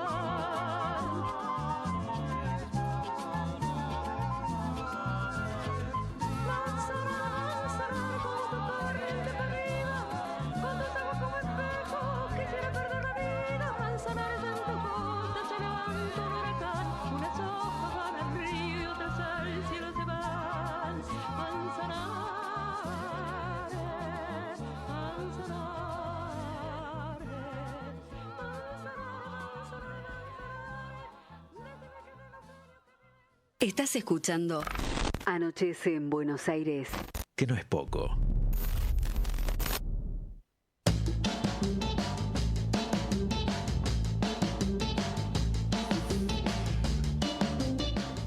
Bueno, escuchamos esta hermosísima canción popular de autor anónimo, española, en la voz maravillosa de Anacruza. Bueno, Ramiro Cayano Blanco, nuestro Ramiro del Brasil. A ver,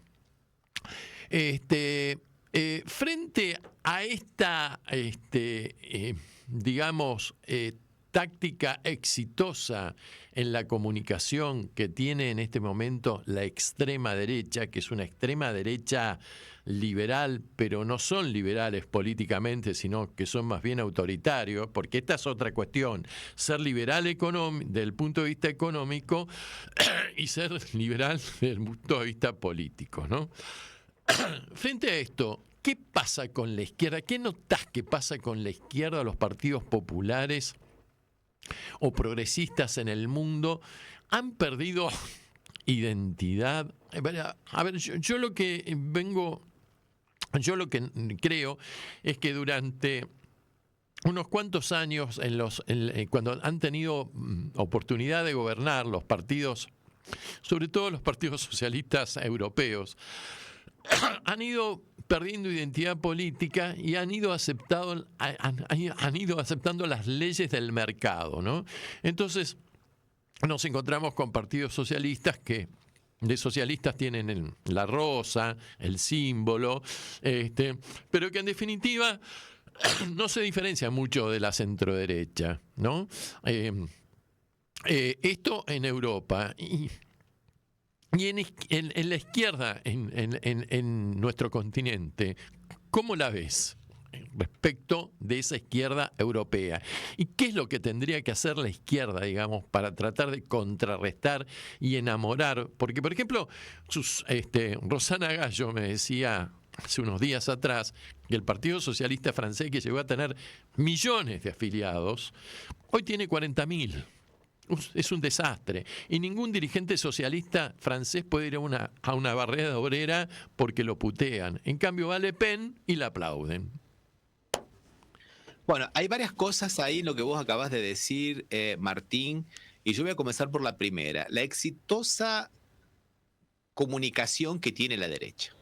Y ese es el primer diagnóstico que nosotros tenemos que hacer. Porque nosotros siempre creímos o somos, digamos, militamos, ¿no? Que la verdad vence. Y no, y la verdad no vence. Eso es lo que hay que tener. Ellos, les digo sinceramente, leyeron a Gramsci mejor que nosotros. Y cuando digo que leyeron a Gramsci, acá eso lo decía el Walter Salles, que era el ministro de Medio Ambiente de Bolsonaro, que era uno de los más bolsonaristas, que él decía que la batalla era cultural. Vos fíjense que ellos hablan de la batalla cultural. Sí, sí.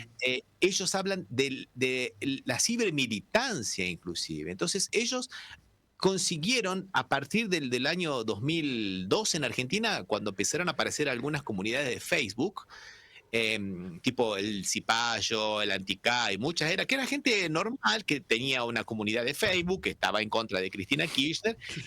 Ahí, cuando tuvieron un cierto volumen, desembarcaron de los Estados Unidos profesionales de la comunicación. Y después se quedaron con esas redes sociales.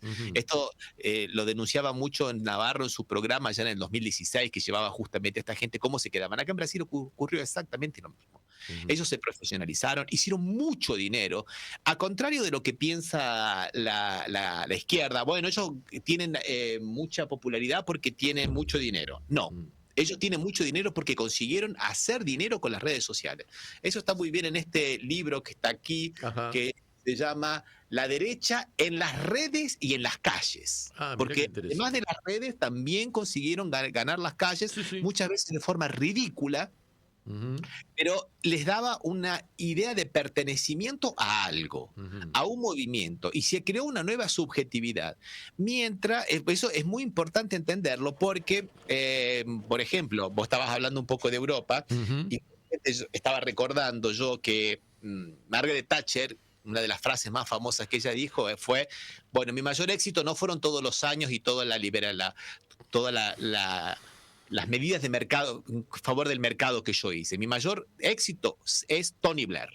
Tony Blair, que era el primer ministro laborista, al que le decían Tory Blair, porque era peor que los Tory, peor que los conservadores. Había asumido el paquete neoliberal como forma de gobierno. Eso por el lado de Europa. Pero por el lado de acá de América Latina, nosotros, o sea, hubo un gran progreso en materia social. Lula sacó 56 millones de personas de la pobreza.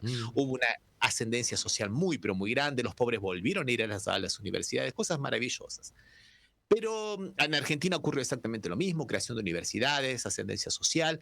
Pero faltó también la construcción de una subjetividad como sí se hizo, como sí lo supo hacer la derecha. Esto que un poco es el límite de lo que se conoce como la inclusión por el consumo, porque cuando vos reivindicás que tu mayor beneficio es que la gente pueda consumir, tener 4 comidas diarias, como dice Lula, o consumir comidas, productos de calidad, como decía Cristina, vos te estás dirigiendo a un sujeto consumista, que no es muy diferente del sujeto al cual la derecha le habla, soy lo que la derecha le habla a ese sujeto, lo radicaliza, le dice que si él está atrás de un taxi o de un vehículo para trabajar para algún aplicativo 16 horas, él está construyendo la patria porque él se está sacrificando en contra de la casta, en contra de los acomodados, en contra de todo eso. Ajá. Entonces yo creo que en este momento la izquierda tiene que ganar las redes sociales, dar la batalla cultural en las redes sociales, ver otras cosas exitosas, como por ejemplo la comunicación que se hizo en México, tanto como de AMLO, como ahora de Claudia Sheinbaum, ver la comunicación que se hace en Venezuela, ver los casos que se hicieron, lo que se hizo bien, lo que se hizo mal, partir de esa base, de ese diagnóstico, de un diagnóstico certero, veraz, y que lamentablemente nuestra verdad a veces es una verdad un poco conservadora. Acá en Brasil, por ejemplo, en la época que defendíamos a Dilma, defendíamos la institucionalidad. Defendíamos la democracia. O sea, eso es lo que podía haber sido el discurso neoliberal de los años 90, por ejemplo. Claro. O sea, nuestro discurso hay que volver, bueno, uno dice enamorar, quisiera dice representar. Bueno, hay que ver a qué sujeto le estamos hablando y qué le estamos diciendo básicamente. Y eso es un debate muy interesante, ¿eh? Un debate muy, muy interesante que tenemos que darnos, ¿no? Claro. Ramiro March, desde Francia, ¿qué opinás? Con respecto a lo que estabas preguntando de qué está pasando con la izquierda, mira, la situación es extremadamente compleja. Los partidos de izquierda siguen existiendo en Europa, no desaparecieron. El Partido Socialista, como vos decís, ha sido acusado por mucha parte de la población de no haber practicado lo que debería haber hecho, sino haber aplicado reformas que terminaron provocando problemas en la población y fue perdiendo votos de manera sistemática. Por aceptar todo el cambio que veían desde un punto de vista económico. Pero eso tiene que ver con la reflexión general que se está haciendo sobre el rol del Estado y la gestión de la economía. La discusión que se instala es: los estados consumen demasiado a través de los servicios públicos, hay que reducir los servicios públicos, hay que privatizar lo más que se pueda de esos servicios públicos, sin argumentarlo como un argumento de extrema derecha, sino diciendo que es para defender al Estado y a la sociedad de la deuda externa. ¿No nos hace acordar nada? Claro. Que cosas que ya hemos vivido en todos los países latinoamericanos. El endeudamiento hoy en día es uno de los argumentos fundamentales para reducir el rol del Estado en los servicios públicos y disminuir los costos. En todas las áreas, en todas las áreas. Acá hay discusiones de defensa de la izquierda sobre el sistema de salud, por ejemplo, diciendo que se está afectando todo el sistema de salud, el sistema de educación. Es sistemático. Por ejemplo, hoy salió una noticia que decía que el 64% de los docentes este año están planteándose renunciar. ¡Qué barbaridad! En el sistema de educación pública. Salió esa noticia hoy. Son situaciones extremadamente complejas que se están generando. ¿Y qué pasa? A pesar de eso, hubo movimientos de izquierda contra estas intencionalidades que incluso salieron en la última elección, fueron mayoritariamente votados, pero no fueron reconocidos como haber ganado las elecciones, y no solamente no se les permitió instalarse en el gobierno, porque se los consideraba como de extrema izquierda. Claro. Y que eran un riesgo para el país que ellos gobernaran. Claro. Entonces, hubo una alianza de izquierda que ganó las elecciones entre los diferentes partidos de izquierda, que estaban separados de esa elección. Claro. Pero esa alianza no prosperó para conseguir mantenerse en el gobierno por cuestiones de discusión de las que estamos hablando, ¿no? Cómo manejar la economía, cómo manejar la cultura, cómo manejar el Estado, etcétera, etcétera. Y incluso la jubilación, que es uno de los problemas más fuertes en Europa, pues se está modificando en todos los países de Europa, que se está llevando cada vez más arriba la edad de jubilación, argumentando que no hay financiamiento necesario para pagar las jubilaciones, porque hay cada vez menos empleados que aporten a la sociedad. es una cosa muy fuerte por la pérdida de reproducción de la población, etcétera, etcétera, pero nunca hablan de que está creciendo el trabajo en negro, ¿eh? Nunca hablan de ese tema, nunca hablan, pero uno lo ve por todos lados, que hay trabajo en negro. Pero aparte de eso, está toda esta discusión que es muy fuerte, que es realmente muy fuerte, y que ha llevado a que la mayoría de los medios plantean, y eso les puede caer muy fuerte, pero es un término importante, plantean un paralelismo entre la extrema izquierda y la extrema derecha, y los critican a los dos como un peligro para la organización social en Europa. Entonces, ahí es donde la izquierda, que tenía más votos, está afectada por todo el manejo de la información, al cual atacan permanentemente a los representantes de esos movimientos, acusándolos de estar en contra de la democracia, de que van a destruir el Estado, que van a destruir la sociedad, que no quieren formar parte de Europa.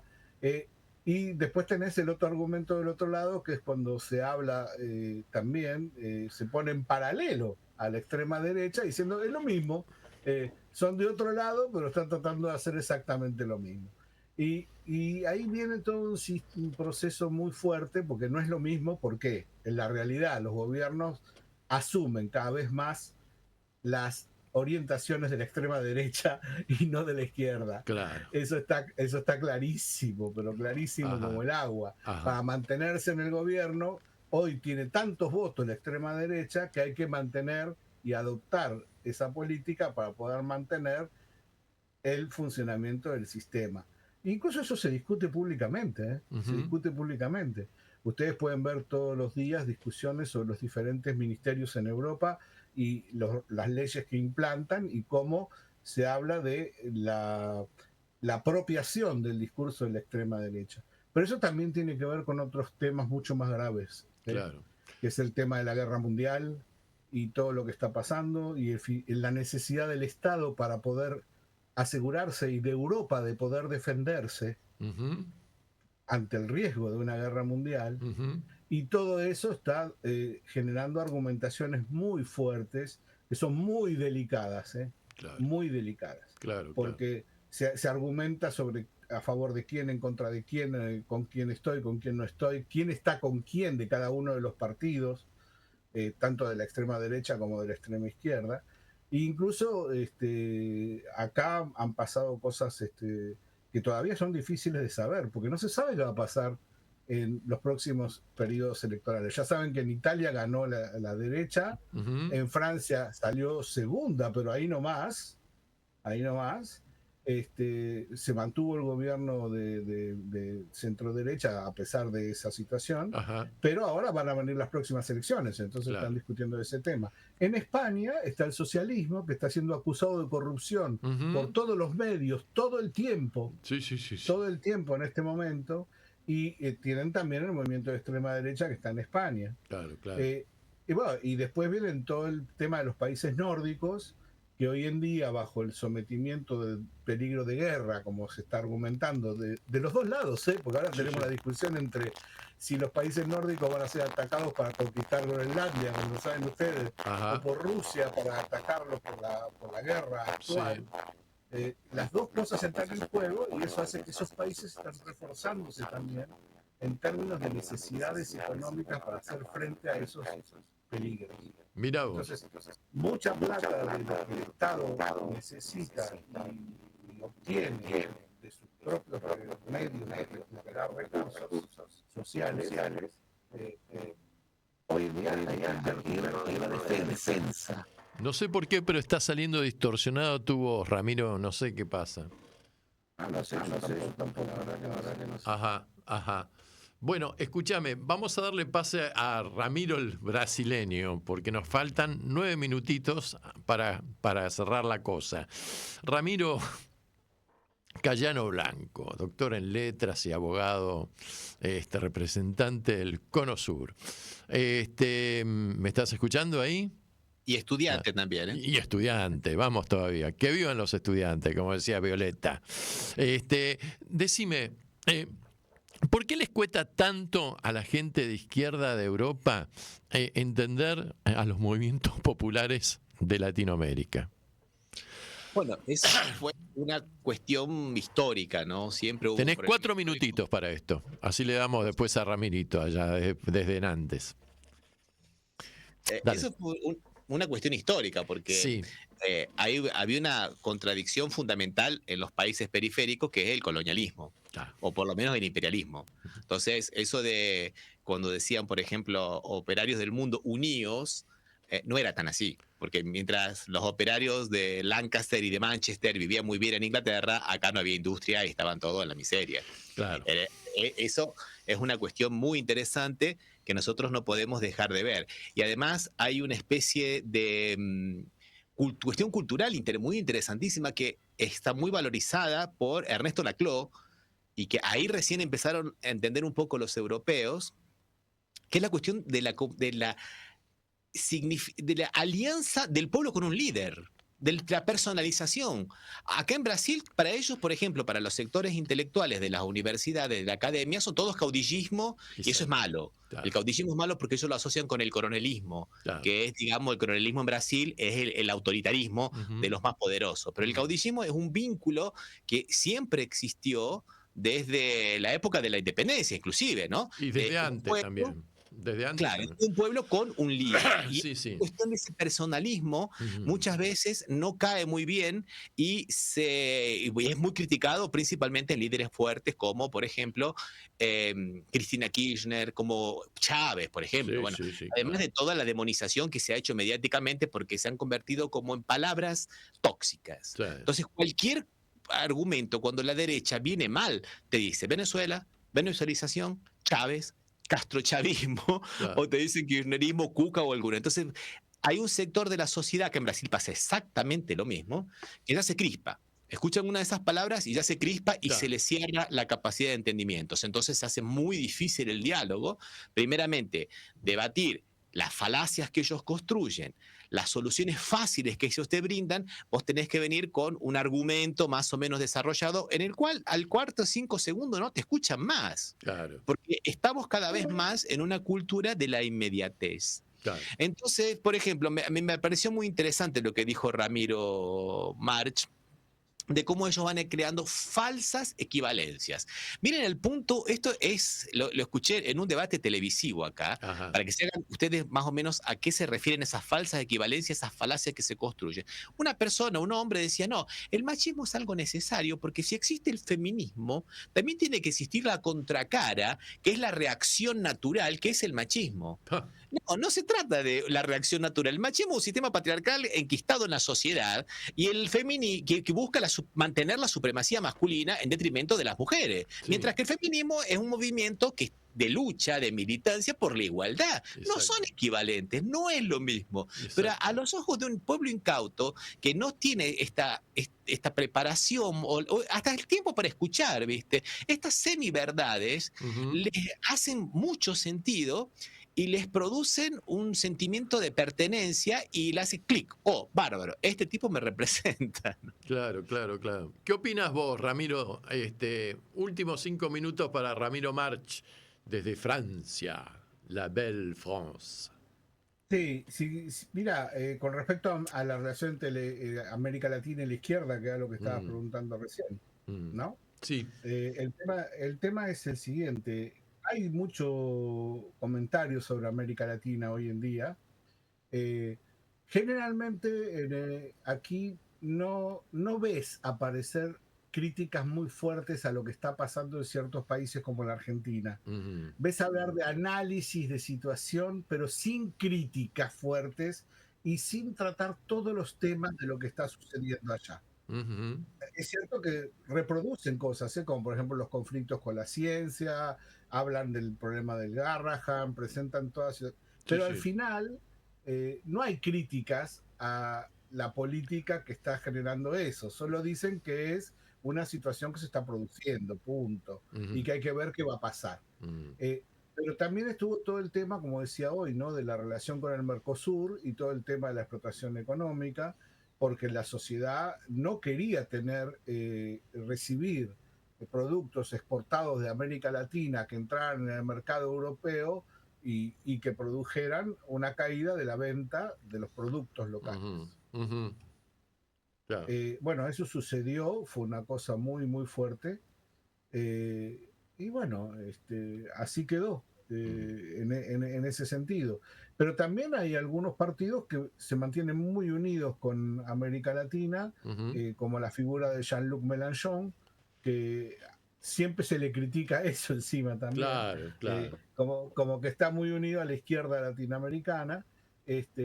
Pero también en otros países de Europa hay todavía movimientos que están asociados a América Latina. El tema es cómo la ven América Latina, porque con lo que estamos analizando y encima el problema globalizado que tenemos hoy, ¿qué rol va a jugar la América Latina en esta situación de conflicto mundial? Claro. Y cómo se va a posicionar. Y el hecho de que se haya posicionado de un lado o del otro también entra en esas discusiones constantes y permanentes. Ya sabemos lo que está pasando en este momento en los países sudamericanos con respecto a esta situación, y bueno, lo comentan sin ser, como diría yo, prácticamente no hay crítica del hecho de posicionarse a favor de alguien dentro de eso, salvo que esa posición sea un riesgo teórico para Europa. Claro. Es una posición de defensa del continente europeo contra una guerra mundial, porque y con los aliados de Occidente no hay prácticamente ninguna oposición. Si es lo contrario, ahí se complica muchísimo. Claro. No se olviden ustedes también, que eso es una cosa muy fuerte, muy fuerte, es la relación que se ha argumentado aquí durante años entre la extrema derecha y países de Oriente. Claro. Esencialmente con, ustedes saben que también ahora están condenados algunos miembros de los europeos de extrema derecha, que se los acusa de ser perseguidos políticamente. Exactamente. Pero todo eso tiene que ver con este problema geopolítico global, que tiene que ver con ¿qué? Con la destrucción del planeta, la pérdida de los recursos para poder sobrevivir, y eso que está produciéndose ya hace varios años y se está materializando de manera cada vez más fuerte. Y eso refuerza esas sensaciones nacionalistas en todos los países del mundo. Y eso también hay que tenerlo claro, porque eso funciona para todos, porque cuando uno se siente en peligro o en una situación de angustia con respecto a lo que puede pasar, defiende sus propios intereses y su cultura cotidiana. Eso funciona de esa manera. Entonces ahí también entramos en otra discusión, ¿ves? Porque ¿qué es el nacionalismo hoy en día? ¿Qué significa? ¿Cómo está funcionando? ¿Y por qué? Rami. Y ese es un tema fundamental. Acá ya no se habla de universalismo, desapareció. El universalismo, que era una teoría también de izquierda en un momento, ¿ustedes se acuerdan? Ha prácticamente desaparecido. Más bien, lo que se mantiene fuerte es el humanitarismo. Cómo salvar a la sociedad humana de la crisis que está atravesando. Eso sí tiene peso. Rami, eso sí tiene peso. Se nos acabó el tiempo. Tengo que entregar sala. Están acá mis compañeros de un programa que habla sobre la cultura africana, negra, la negritud. Bueno, buenísimo el programa, se lo recomiendo realmente. Escúchenlo. Creo que se llama Poder Negro o algo por el estilo. Paladar Negro se llama. Bueno, chicos, les quería agradecer su participación, sobre todo a Ramiro, que está haciendo un gran esfuerzo porque se van a dormir temprano. Los franceses no son como nosotros los latinos, que nos gusta más la noche. Creo que hicimos un programa lindo, no sé si lo pasaron bien ustedes, yo creo que sí. Y bueno, y seguimos en contacto permanente. Ramiro March con un buen queso francés, un buenito tinto, y el amigo Ramiro Cayano Blanco con una buena feijoada y una buena callaya para acompañar. Y nosotros acá con mucho, pero mucho, mucho frío. Así que les mando un gran abrazo y bueno, y estamos en contacto. Un abrazo, Martín. Chau, querido. Igualmente. Chau, Ramiro. Nos vemos.